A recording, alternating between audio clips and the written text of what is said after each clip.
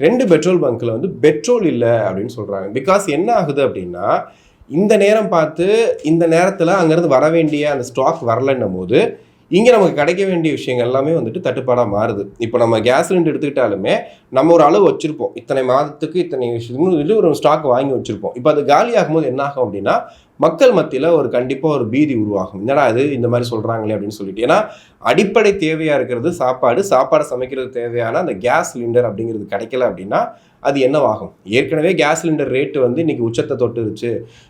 600 ரூபாய்க்கு வாங்கிட்டு இருந்தோம். இப்போ பார்த்தீங்கன்னா ஒரு 4-5 வருடங்களில் இன்றைக்கி 900 ரூபாய் ஆகுது. அதுவும் நம்ம வந்து வீட்டில் வந்து போட்டு போனாங்கன்னா 1100 ரூபாய் வரைக்கும் தரோன்னு சொல்லிட்டு அதை பற்றி பேசிகிட்டு இருந்தோம். பட் இப்போ என்ன ஆயிடுச்சு அப்படின்னா, இந்த பிரச்சனையில் இந்த போர்னால நம்ம வீட்டில் பயன்படுத்தக்கூடிய அந்த அத்தியாவசிய பொருளான அந்த கேஸ் சிலிண்டரும் கிடைக்க வேண்டிய சுச்சுவேஷனுக்கு போயிட்டுருக்கு.